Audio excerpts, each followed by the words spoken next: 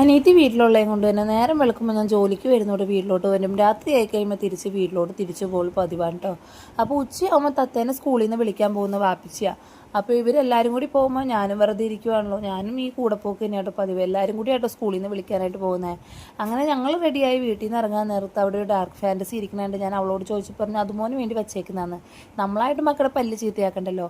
പിന്നെ ഇടവേളകളിൽ ആനന്ദകരമാക്കാൻ വേണ്ടിയിട്ട് അവിടെ ഇരുന്ന് 2-3 മിഠായി എടുത്ത് കൈ പിടിച്ച്. ഇവനാണെങ്കിൽ വണ്ടിക്ക് അകത്ത് കുടയും ചൂടിക്കൊണ്ടിരിക്കുന്നത്. അത് പറഞ്ഞ് ഞങ്ങൾ കുറേ നേരം അവനെ കളിയാക്കി. അങ്ങനെ ഞങ്ങൾ നേരെ സ്കൂളിലോട്ട് പോവേണ്ട. ഇന്ന് വാപ്സിയുടെ കൂടെ പോകുന്നതെന്ന് നേരത്തെ പറഞ്ഞിരുന്നല്ല. അപ്പോൾ ഞാൻ ഇക്കാക്കാനോട് പറഞ്ഞ് പോകുന്ന വഴിക്ക് മോളെ ഞങ്ങൾ സ്കൂളിൽ പോയി വിളിച്ചോളാം, ഇനിയിപ്പോൾ പുള്ളി പോകണ്ടല്ലോ എന്ന് പറഞ്ഞ്. അന്നാണെങ്കിൽ അവരുടെ സ്കൂളിൽ സ്പോർട്സ് ഡേ ആയിരുന്നിട്ട് ഞങ്ങൾ ചെന്നപ്പോൾ അവിടെ പിള്ളേരെ പരിപാടി നടക്കുന്നുള്ളൂ കേട്ടോ. ഇവിടെ സ്കൂളിൽ ചേർത്തിട്ട് ഞാൻ ആദ്യമായിട്ടാട്ടോ ഇവിടെ സ്കൂളിൽ നിന്ന് കൂട്ടാനായിട്ട് പോകുന്നത്. സാധാരണ ഇക്കാക്ക പോകുമ്പോൾ ഞാൻ കൂടെ പോകും, വണ്ടിയിൽ നിന്ന് ഇറങ്ങലില്ല. പക്ഷെ ഇന്ന് ആദ്യമായിട്ടാണ് ഞാൻ അവിടെ ചെന്ന് അവളെ വിളിക്കാനായിട്ട് നിൽക്കുന്നത്. അങ്ങനെ കുറേ നേരം ഞങ്ങൾ അവിടെ പോസ്റ്റ് അടിച്ച് നിന്ന്.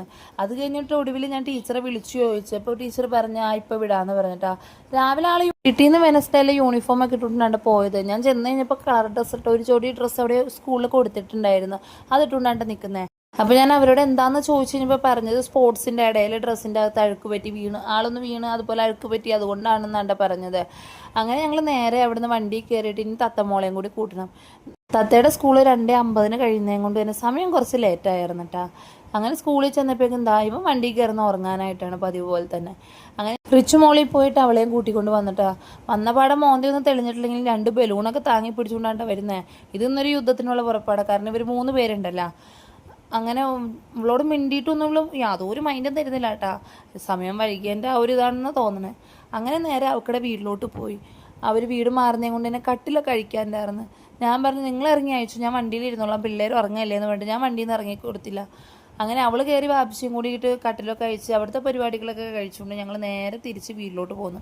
അപ്പോൾ വീട്ടിലോട്ട് പോകുന്ന വഴിക്ക് അപ്പനോട് വിശക്കാന്ന് പറഞ്ഞപ്പോഴേക്കും പുള്ളി ഞങ്ങൾക്ക് ഷവർമയും മേടിച്ച് തന്നിട്ടാ. അപ്പോൾ വീഡിയോ ഇത്രയേ ഉള്ളൂ. ഇഷ്ടമായി കഴിഞ്ഞാൽ സബ്സ്ക്രൈബ് ചെയ്ത് സപ്പോർട്ട് ചെയ്യണേ. ബൈ.